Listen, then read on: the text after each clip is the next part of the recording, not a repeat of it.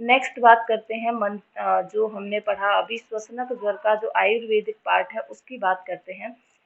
तो इसमें sorry Ayurvedic part हम पढ़ चुके हैं, इसका जो मॉडर्न कोरिलेशन है निमोनिया उसकी बात करते हैं। ये 2 वीडियो में डिवाइड हो गया है, तो आप पहले आयुर्वेद वाला पोर्शन निमोनिया का ज़रूर देख लें, 2 वीडियो हो गए उसका।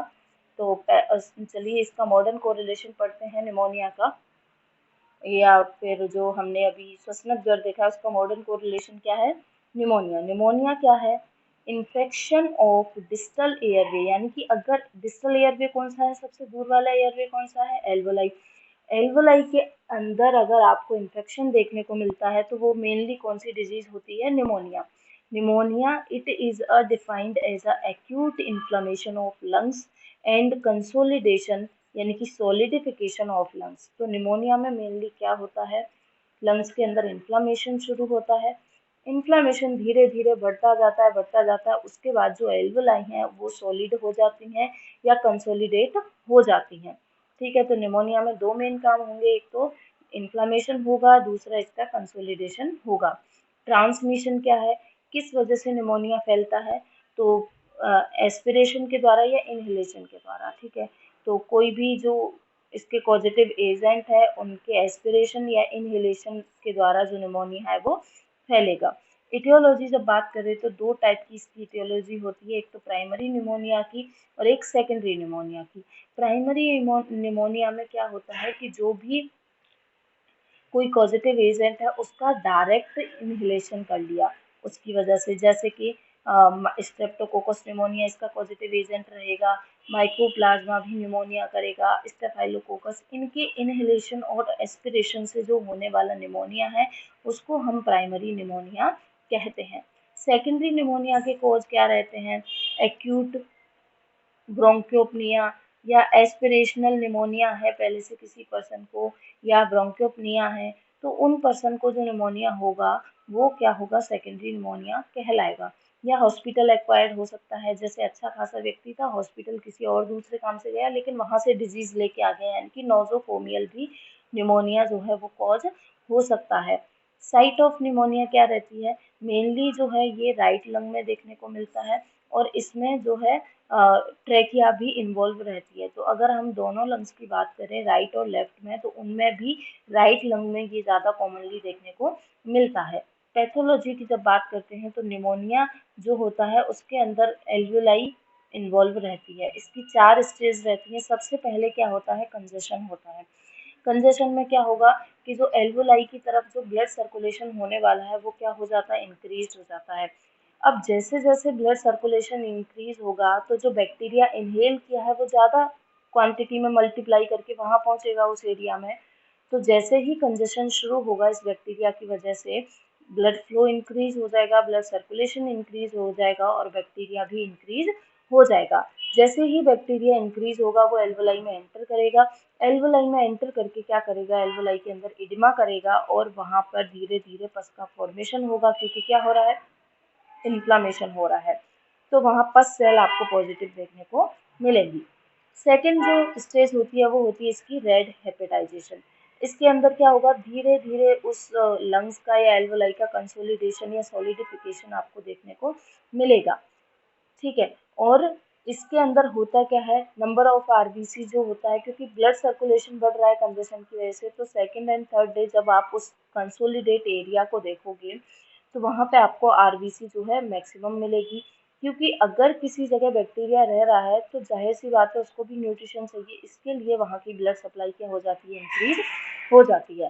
थर्ड स्टेज होती है इसकी ग्रे हिपेटाइजेशन, जिसको आप लेट कंसोलिडेशन कहते हो। यहाँ पे ग्रे कलर क्यों होता जाता है, क्योंकि आरबीसी का ब्रेकडाउन यहाँ शुरू हो जाता है, और यहाँ पर रेड कलर रहने का कारण ही यही था कि यहाँ पे नंबर ऑफ आरबीसी जो थे वो मैक्सिमम थे, और आरबीसी के पैक्ड फॉर्म में होने की वजह से यहाँ पे रेड कलर प्रेजेंट हो रहा था। लेकिन जैसे ही आरबीसी का ब्रेकडाउन होगा तो वो जो रेड हिपेटाइजेशन है उसका वो चेंज होकर के ग्रे हिपेटाइजेशन यानी कि ग्रे कलर का कंसोलिडेशन आपको दिखाई देगा।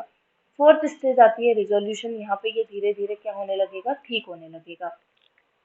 फिर हमने 2 तरीके के निमोनिया और देखे थे, लोब्यूलर और ब्रोंकियल। तो लोब्यूलर जो निमोनिया होता है वो प्राइमरी निमोनिया होता है, इसमें एल्वोलाई इन्वॉल्व रहती हैं, और जो सेगमेंट होते हैं लंग्स के अंदर, 1 2 ऐसे करके सेगमेंट जो बने रहते हैं, उनकी बाउंड्री जो होती है धीरे धीरे बैक्टीरिया की वजह से डैमेज होना शुरू हो जाती है, और धीरे धीरे पूरा का पूरा जो एक लोब है वो बैक्टीरिया की वजह से डैमेज होना शुरू हो जाता है। इन ब्रोंकियल न्यूमोनिया, इस ये जो होता है सेकेंडरी टाइप का न्यूमोनिया होता है, इसमें क्या होता है, जो एयरवे है, जो कंडक्टिंग एयरवे है, जहाँ से एयर जो है पास आउट होती है, उसके अंदर जो है कंसोलिडेशन नहीं, उसके अंदर तो क्या होगा, इन्फ्लामेशन होगा, लेकिन लंग्स के अंदर कंसोलिडेशन यहाँ पे प्रेजेंट नहीं होता है। तो लोबुलर निमोनिया में ही आपको कंसोलिडेशन देखने को मिलेगा, ब्रोंकियो निमोनिया में नहीं मिलेगा। उसके बाद इसके सिम्टम आते हैं। सिम्टम में सबसे पहले क्या दिखेगा, sudden onset of fever with rigors. तो सबसे पहले इसको फीवर आएगा, हाई फीवर आएगा और राइगस के साथ रहेगा।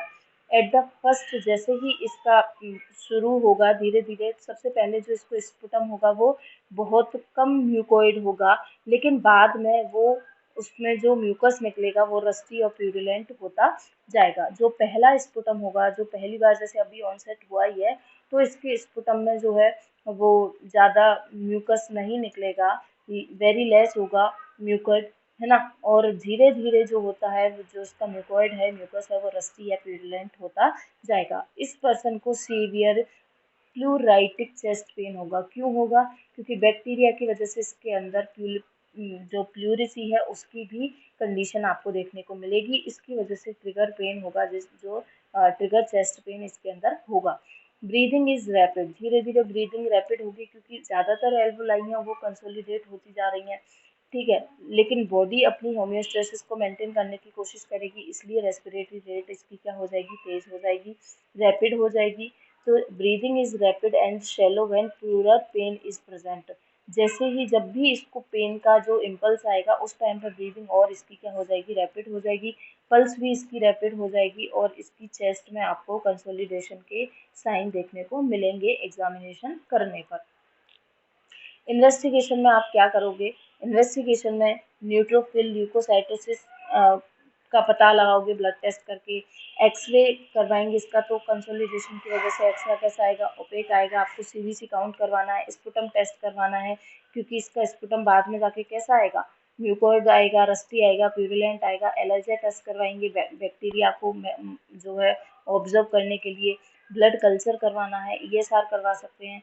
और इसकी जब सीवियरिटी बढ़ती जाती है, तो इसके अंदर कुछ जो सिम्टम है वो ज़्यादा, या फिर कुछ इन्वेस्टिगेशन करवाओगे आप तो कुछ लेवल्स जो हैं वो बढ़े हुए मिलेंगे। जैसे कि सीवियरिटी मेजर करने के लिए हम CURB 65 का रूल लगा के देखते हैं निमोनिया में।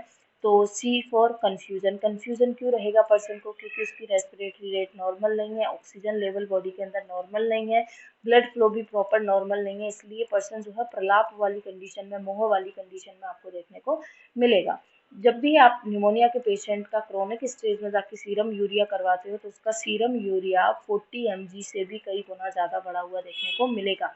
रेस्पिरेटरी रेट इसकी बहुत ज़्यादा रैपिड हो जाती है ड्यू टू कंसोलिडेशन। तो रेस्पिरेटरी रेट नॉर्मल जो है वो 12 to 16 होती है, लेकिन इसकी 30 से भी ज़्यादा देखने को मिलेगी। ब्लड प्रेशर जो काउंट जो होगा वो 90/60 यानी कि हाइपोटेंशन की कंडीशन में मिलेगा, और ये कंडीशन मेनली जो होती है वो अबव 65 एज वाले पेशेंट्स के अंदर ज़्यादा देखने को मिलती है। मैनेजमेंट कैसे करोगे, बेड रेस्ट के लिए बोलना है, प्रॉपर न्यूट्रिशन उसको देना है, बॉडी डिहाइड्रेटेड नहीं होनी चाहिए, हाइड्रेशन मेंटेन रखना है, और जो है कफिंग और डीप ब्रीथिंग एक्सरसाइज उसको सिखानी है ना, जिससे क्या है उसका क्लियर जो कफ जमा हुआ है अंदर वो बाहर निकले, इसलिए उसको कफ के लिए इनकरेज करना है आपको। डीप ब्रीदिंग एक्सरसाइज करानी है जिससे उसकी ब्रीदिंग नॉर्मल हो पाए। एंटीबायोटिक थेरेपी देनी है आपको बैक्टीरिया के अगेंस्ट, तो पेनिसिलिन, एमोक्सिलिन, एजिथ्रोमाइसिन इनका यूज़ कर सकते हो। हाई फीवर के लिए आप पैरासीटामोल का यूज़ कर सकते हो। तो ये जो था आपका निमोनिया, जिसको हमने श्वसनक ज्वर से कोरिलेट करके पढ़ा है, कंप्लीट हुआ।